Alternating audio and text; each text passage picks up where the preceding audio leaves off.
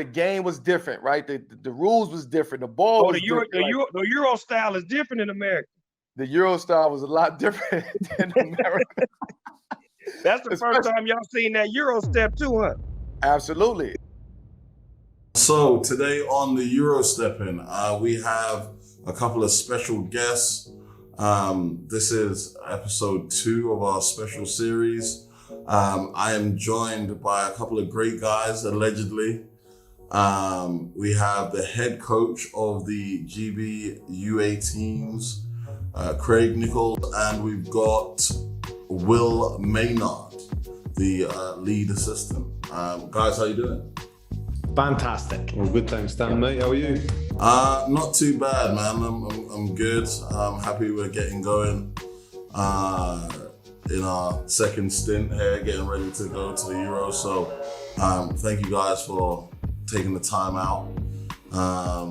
So yeah, tell me a little bit about the process. Craig, this is your first time leading a Division A U18s team. Talk a little bit about the process. Well, it's been a long time coming actually, because we've actually been in post for the last 3 years, but COVID has cancelled the last 2 tournaments, so we've been patiently waiting to get to this point.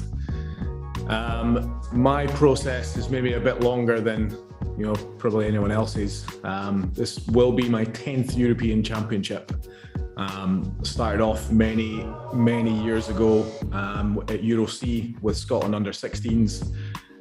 Did 2 years at Foresee, then moved up to under 18s at Euro B with Scotland. Ended up doing 2 years as an assistant and then 2 years as a head coach with Scotland national teams, and then joined up with GB. And I've done 3 summers with James Veer, and Will was on the last one with us just before COVID, as an assistant with the under 16s team, which leads us into season number 10 as head coach of the under 18 program. So it's obviously been a long-term goal of mine to get to Euro A. It's taken quite a while to get here, but I've managed to hopefully get the full pathway from C all the way up to A. That's pretty awesome, man. Will, what's your journey been coming this far? My journey is definitely a lot shorter than Craig's. Definitely not my 10th championship. It's only my second one coming in. As Craig mentioned before, I did the under 16s in Division B in 2019, so this will be my second one coming in. Obviously, it's a big step up, not only in age group, but also going from Division B to Division A as well. So looking forward to the challenge. Okay, Jen. So both of you, what do you foresee the difference? No one's been in Division A. Craig, you said you've been C, B, and now you're going into A. What do you foresee as the biggest differences, the biggest changes? Well, everything just gets ramped up a little bit closer to the professional level, right? So players will be a lot bigger, more athletic, faster. They'll have more prep time, more money spent on their programs. We're going to be around Europe's elite, so it's good that we've managed to get to that level, and we'll be doing everything we can this summer to stay at that level and remain in Division 18 for next year. Man, yeah, it'd be awesome, definitely as a program to try and stay in A, and then hopefully, even make some noise, get a couple of upset games. First game being France, so definitely going to be an interesting time coming in. Will, being a part of the scouting team and looking at a lot of the talent that we have, what difference do you see in the players, from B to A so far, just on video? I guess, like what Craig said, they're just physically better, going from Division B to Division A that we've seen so far. And then the biggest thing that Craig obviously did mention is tactically, like the tactical awareness of the game, the smoothness of how they play, their decision making is just one step above everyone else's in terms of speed of decision making and stuff like that. I think tactically and technically is they're one step ahead. Yeah, it's definitely going to be an eye-opener for a lot of our guys. And talking about our players in particular, they've had 2 years off, so we've got a group that, would have missed out on 2 years of development because of the COVID shutdown and stuff, and, we didn't go to Euros last year. what do you think this opportunity means for our guys coming in this year? I mean, it's great. It's great for all of us. It's not just the players. You know, it's been difficult with 2 summers off. It's a shame for the kids that have missed out the last 2 years, and it's unfortunate the 20s program isn't able to go this summer as well. But for the 12 guys we've got together just now, it's a tremendous honour for them to be able to put on the GB jersey and go and represent, you know, for the guys from this age group and for the past 2 years as well that haven't been able to play. There's finally, we're able to put a team out that hopefully everyone can get behind, and we can make some noise this summer. Nice. What were you guys looking for?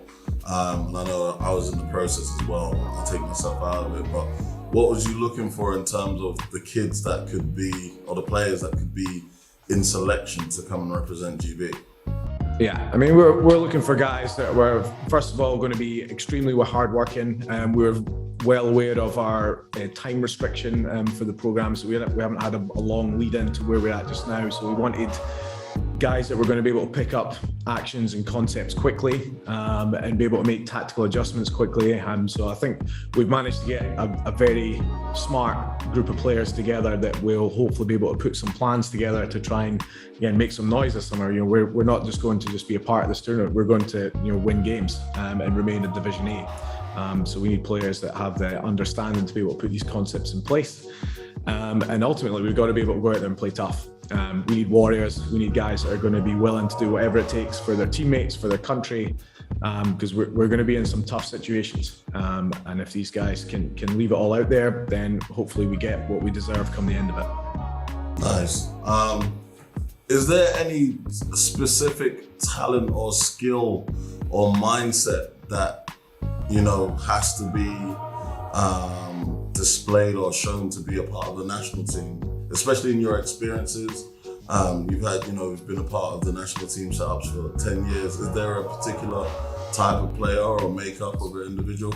I wouldn't say there's any one particular type, but what players have to be is they have to be adaptable. Be able to fit into different systems, be able to fit into different scenarios, and be elite at more than one thing. You know, as soon as you step up to higher levels, you know, if you're good at one thing, you know, teams will scout that and take that one thing away. So you need to have multiple things you can go to at both ends of the floor, not just offensively.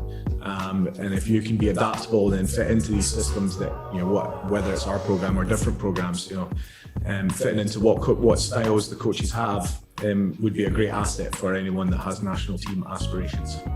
Nice. Now, as the nature of the show is about, you know, kids traveling and playing basketball in different levels, can you speak to the play type of, you know, the European style, the English style, the American style? Like, what are the biggest differences and the way they approach the sport of basketball?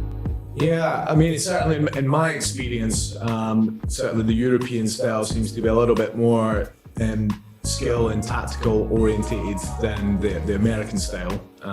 With regards to players that fit into them, it's about guys that find the correct level for them. You know, there's no one perfect answer where, you know, this is the solution. You know, there's different situations which will suit different play styles.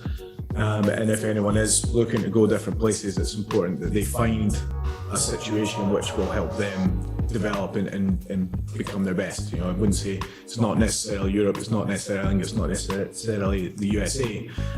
It's about finding that program where the coaches are going to invest in them and they'll be able to develop the player to, you know, have set their goals and get them there. So that could be here, that could be in the States. That's up to the players who've got to do a little bit of research themselves behind that and find a program and a coach that's going to believe in them.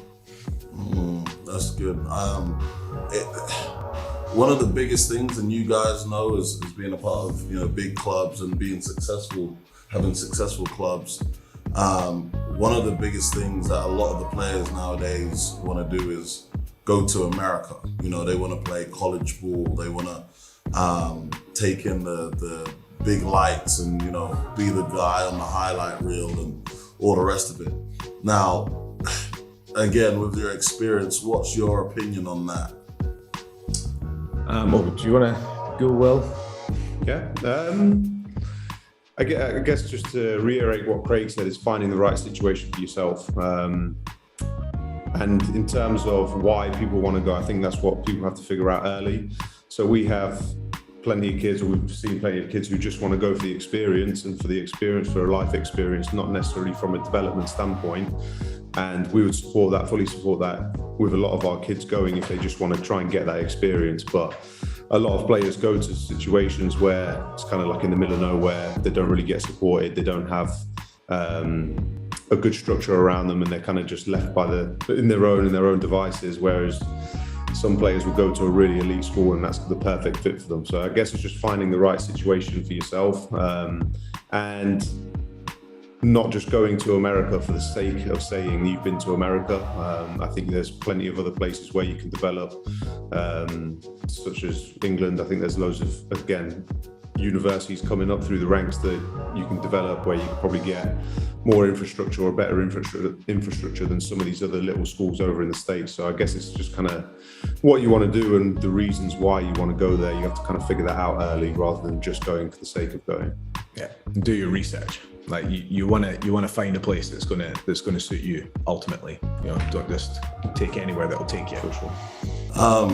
Yeah, because you always get horror stories of guys going and coming back and not having a great time, getting exploited, losing out money. Especially Will, you're a part of Charnwood, and that's definitely a hub. You guys have had quite a few players go to the States. Now, when they come in, is that their goal, and is that what you guys work towards, or it comes down to a person by person basis and you say, all right, well, this person's good enough, they need to go to this type of program, or is it kind of like more of a hit and miss process? It's different for different individuals. I guess if some people come into us and they say that's their goal, and we try and get them there, and we'd advise them on where we think is best for them and their level they can get to.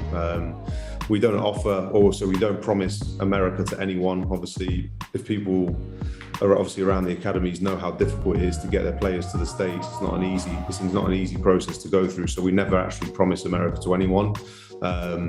We just promise the development, and they're going to get better, and they will have some options by the end of it. And if America's one of them, then that's a bonus, obviously, if it's the right fit for them as well. But yeah, again, it's just doing the research with them, helping them through that process is a key as well. Craig, as a very good developmental coach, what's your ethos in terms of, hey, do players need to refine one skill, or do they need to be a multi-layered so that they can find the best situation, or hey, just specialize in 2-3 things and that'll take your career off? Yeah, I mean, you got to have a baseline, right? So you can't have any weak areas. So you got to have a baseline that you can set from, but then you've got to have something that sets you out from the crowd. So everyone will have one thing that they're good at, and most people know what that is within their game. I'll probably challenge those people to try and find at least a second and third option, because the higher up levels you get, I mentioned earlier, teams can easily take away your one thing. So if you've got multiple things that you can go to, that puts you in the best place to be A, recruited, or B, selected for national team, or whatever the scenario is. The more weapons you've got in your arsenal, the better. But yeah, don't leave anything. Don't just focus on one thing and one thing only. You've got to have that solid foundation that you can then, specialize from. Shooter, big man, whatever your skill set is and requires.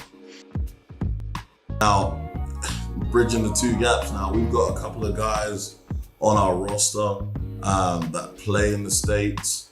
There's a few that couldn't make it, and there's a few that weren't selected. Now, what is the thought process there? I know some people would assume, hey, because my son, my daughter, on the girl side, because they're in America, that must mean they're better or not. Like, can you talk about that kind of myth? Just because, they're not here on home soil, they're better.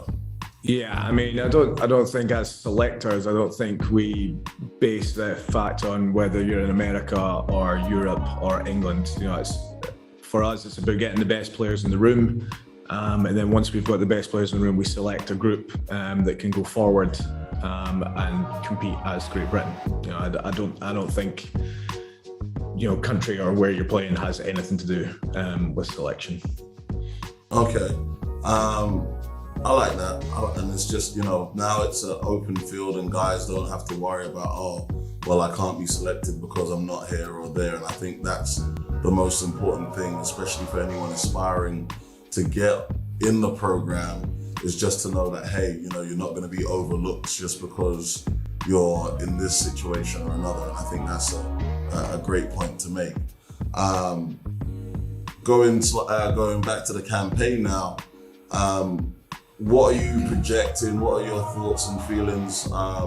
You know, we've got another 6-7 days before we start playing our first game. Initial thoughts? Yeah, I mean, we obviously know it's going to be tough. You know, we're historically usually a Euro B team, so the teams before us have done a great job to stay in Division A and winning the correct games to stay at that level. So I think all we can do is take one game at a time, and we'll go out, we'll put a plan together to compete as best we can. You know, we're aware we're not going to win every single game, but we're going to try our best to compete, you know, every possession, and hopefully that gets us in a place where we can pick up a few wins and keep us in Division A. You know, that's the goal. I think it's also great. Obviously, we spoke about it earlier, but we've got 605-1, so 6 young guys coming to the tournament as well. It's a great experience for them to learn and see what Division A is like as well, to give them a good experience for next year and good opportunity for next year too. Yeah, I definitely think it's important, especially where we've had this kind of void for everyone for the last 2 years. So trying to re-inject the program with some experience is definitely valuable. You know, having legacy players. What can you foresee for next year? Obviously, you know, the games that have been played and kind of jumping ahead a little bit, but what would be the ideal situation next year? Firstly, is to get the 20s program back up and running. Yes. That would be for our guys, for our 04 born guys that can progress on to next year's 20s program. But then, as Will mentioned, we've got a few guys that are young enough to be able to play in next year's tournament as well. So I guess best case scenario, we retain our Euro A status this year, and then we're able to field a team that has experience of playing at Euro A, and is then able to go out and compete and then try and improve on wherever we end up finishing this year, you know, work up to a higher level and take a couple more wins. Nice, beautiful. Right, so last question or two before I let you guys go. Know everyone's got some downtime. Question number one is, what advice do you have for, let's say, the 13, 14-year-olds that are really serious and getting into basketball, even the 15-year-olds, and they're looking at academies, they're looking at high schools, they're looking to go abroad? Like, what advice as you know, well-seasoned coaches do you have for those players? Yeah, I sort of touched on it earlier, but I think if you're looking to go to a program, you have to find somewhere where the coach and the staff are going to invest in you as a player. You know, you could go anywhere and be any one of a number of players that can sit from 6th man to 15th, 16th, 17th man. You want to find a program that's going to value you and your development, and ultimately push you on to get to the level you want to get to, whether that's a national team player or whether that's just making regionals, or, you know, whatever your situation is. Find a program and find a staff that you believe in, that suits your play style, that you can work with as a coach-athlete relationship, and hopefully develop you along over the course of however many years you've got, to get to your national team ambition, your college ambition, you know, whatever your situation is. Yeah, I guess we say that to all of our guys a lot of the time, is go to where you want it. That's a huge thing. And then the other thing is go somewhere where you're going to be challenged on a daily basis, not by, obviously your coaching staff is important, but by other players around you as well, which are going to help you to compete and play at a higher level on a weekly basis or a day-to-day basis. You're practicing against better guys every single day as well. I think that's massively important as well. Not necessarily going somewhere where you're going to be the man straight away, because you're probably not going to develop as much as you would if you're going to go to somewhere where you're going to be competing against some of the best players around you. So I think that's a piece of advice that I would give to young players as well. Go to somewhere that's going to challenge you physically and mentally too. Yeah, I like that. Just not being the best guy on the court, best guy in the room. You know, that saying, you don't want to be the smartest guy in the room. So I like that idea when it comes to basketball. And I guess slightly controversial, but last question I'd say is, we've got, you know, we as coaches, we come across players who often have unrealistic expectations. You know, they think that, hey, you know, I'm sure, especially Will, you have guys that, hey, coach, I'm good enough to play D1, and you might advise otherwise, and they call you a hater and stuff like that. You know, how as coaches, how do you guys deal with managing expectations of those who don't have a realistic grasp on their potential? Yeah, I mean, I guess that's sort of related to the last question as well, about finding a program that fits and values you. Like, so if you've got a good relationship, a good coach-athlete relationship, it should be fairly easy for me to turn around to someone and say, look, you're a D3 level player at this stage. You know, this is what we're going to work on over the next X amount of months to try and get you ready for D1 stage. But if you're open and honest with your athletes, and you know, it's a two-way thing from the athletes to the coaches as well. If we've got an honest relationship, we can talk about, you know, realistic goal setting for guys to get to the level they want. It's, you know, it's not unfair for players to want to play at the highest level. They should always want to push themselves on and get to as high a level as possible. But if you've got guys around that you trust, you know, trust your coaches and trust their judgment that they're doing what's best for you, they'll get you and do as best development they can to get you there. Thank you very much. Well, guys, let me not take up too much of your time. Thank you for joining me. Yes, I know we'll be together for the next how many days, but 19. I really do appreciate you taking the time out and just talking to the next generation and, you know, trying to break it down for those who have these questions. So, yeah, thank you guys. Appreciate it. No worries. Thank you. Appreciate you watching the Eurostepping. I want to thank everybody for watching Eurostepping. Watching the Eurostepping. Eurostepping. The Eurostepping. You've been watching the Eurostepping. The Eurostepping. Eurostepping. You've been watching the Eurostepping, a great podcast show hosted by Coach D.